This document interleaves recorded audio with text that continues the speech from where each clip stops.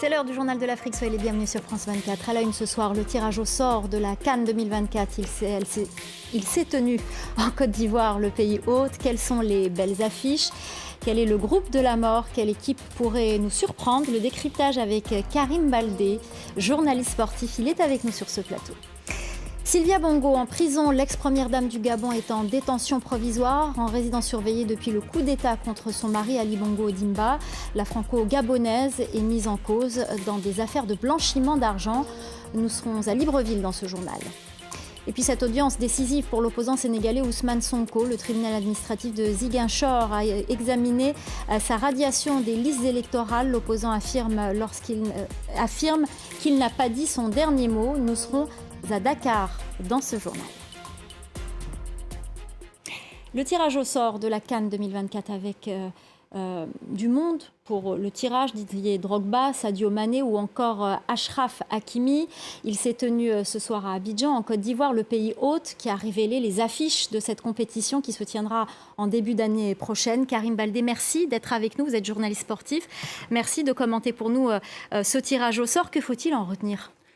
Ce qu'il faut retenir, ce sont 6 groupes d'un très très bon niveau. Il y a 24 équipes réparties en 6 groupes. Et le premier groupe qui saute aux yeux, c'est le groupe C, évidemment, la poule de la mort, comme on a l'habitude de dire dans le jargon footballistique, avec le Sénégal, tenant du titre, le Cameroun, 5 fois vainqueur de la Coupe d'Afrique, la Guinée, ma chère équipe nationale de Guinée, qui se trouve dans le groupe le plus difficile, et puis la Gambie, l'une des révélations de la dernière CAN au Cameroun. C'est dire que ce groupe-là va focaliser l'attention.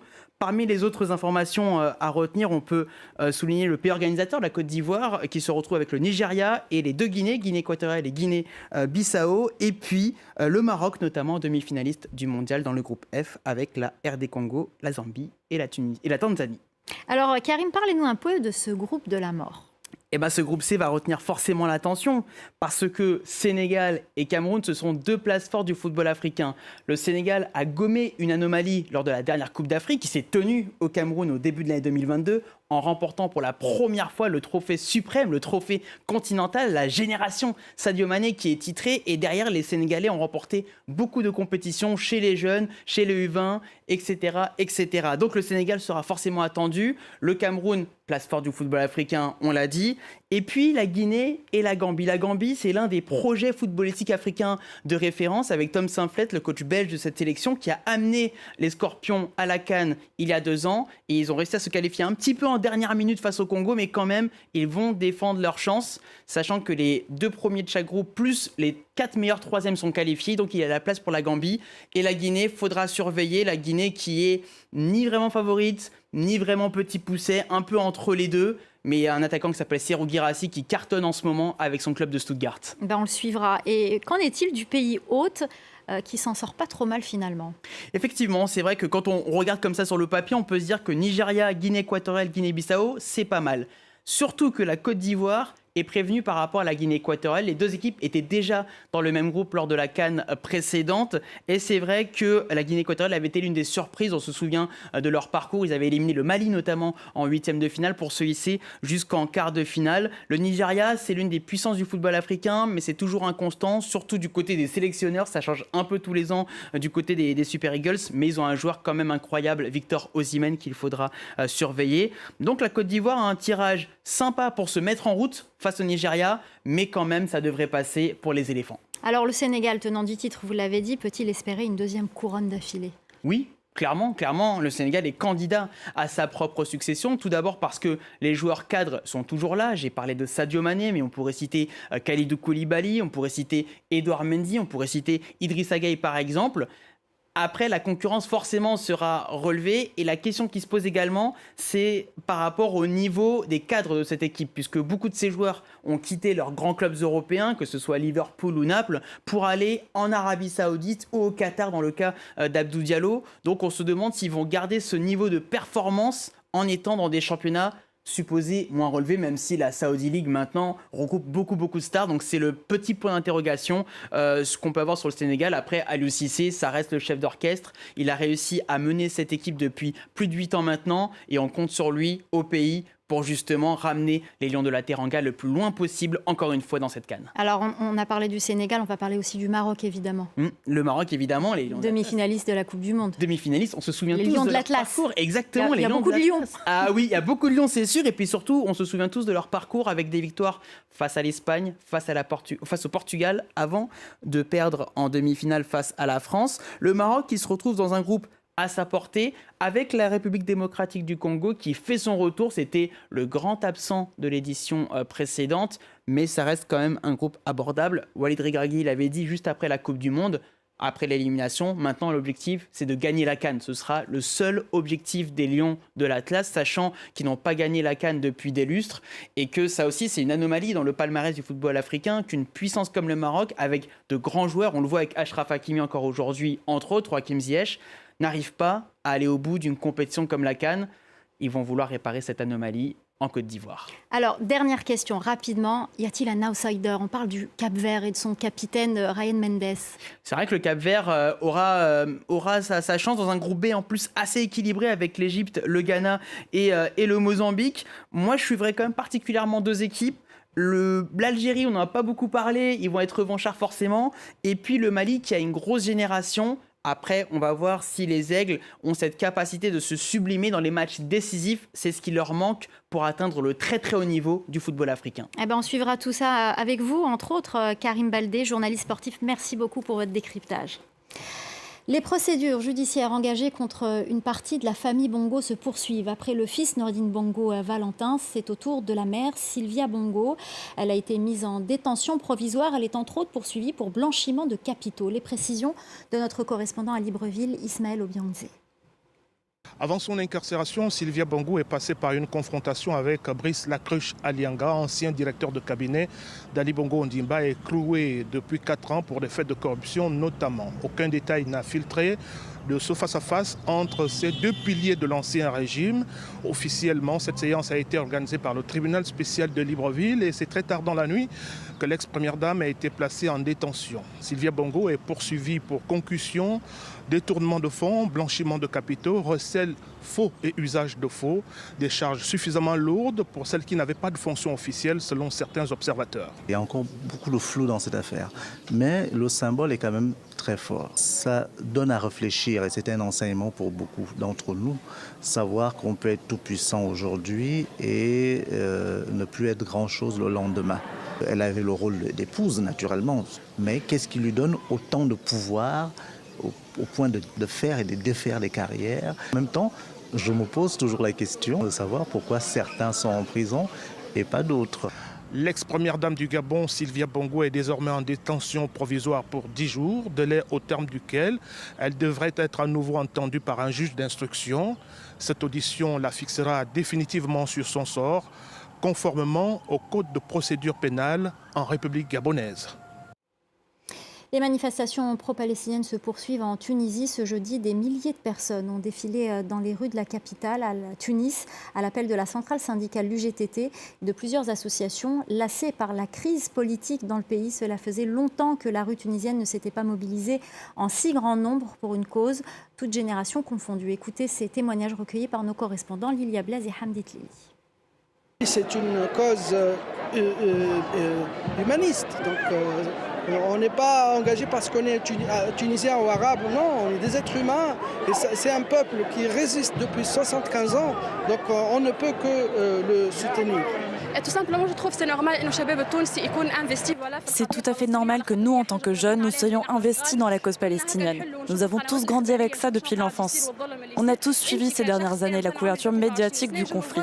Moi, j'ai 23 ans et je m'identifie à une fille du même âge que moi qui vit en Palestine, avec des conditions de vie bien plus difficiles. Et je me demande ce que je ferais à sa place. Et d'ailleurs, si j'étais à sa place, je n'aimerais pas que les pays restent silencieux face à ce que j'endure. Personne ne pourrait supporter ce que les Palestiniens supportent. C'est pourquoi nous nous devons de défendre leurs droits.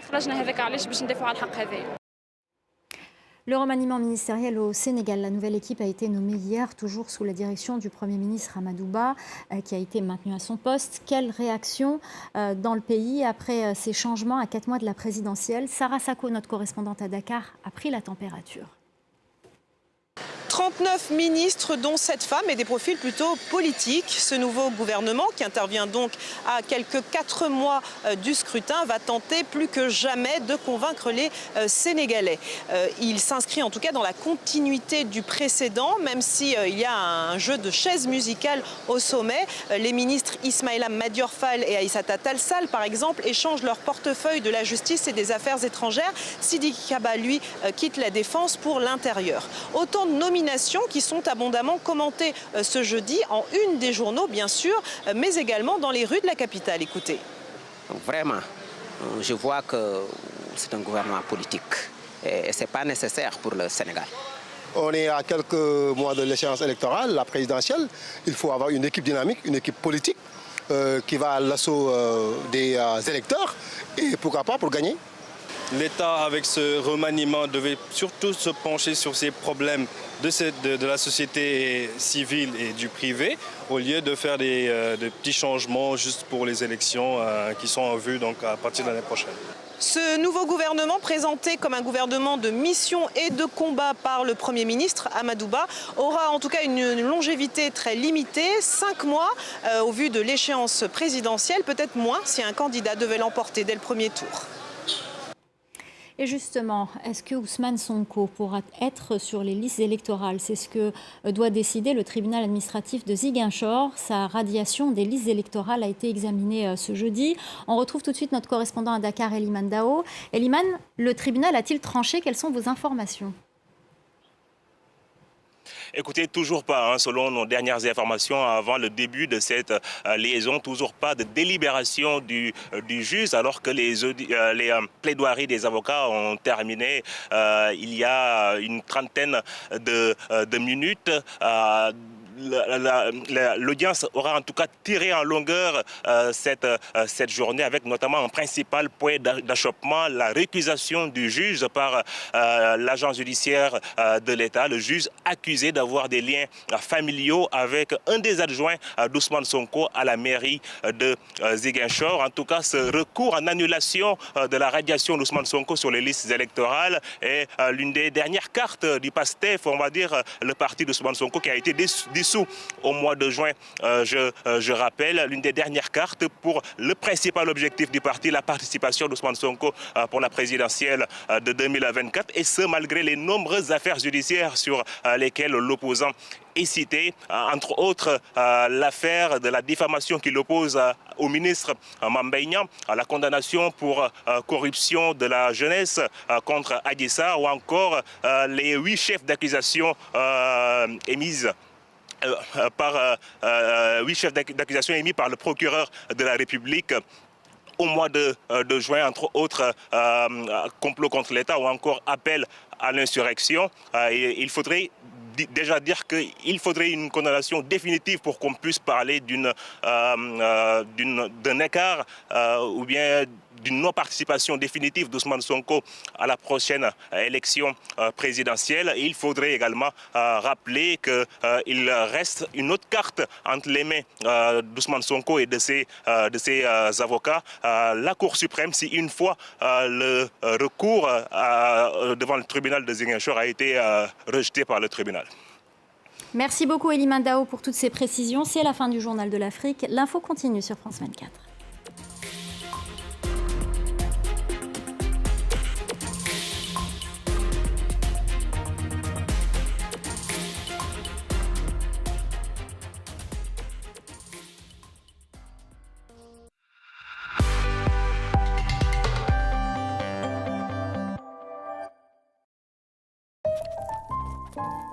Quand vous ne pouvez pas aller à un rendez-vous de santé, pensez à l'annuler. En ne posant pas de lapin à votre médecin, votre rendez-vous profitera à quelqu'un. Notre système de santé, c'est aussi à chacun d'en prendre soin. Retrouvez tous les bons réflexes sur amélie.fr.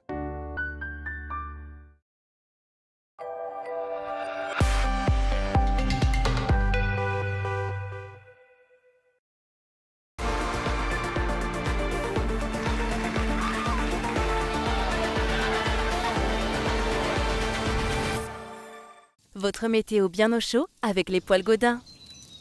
Depuis 1840, le savoir-faire Gaudin réchauffe votre intérieur.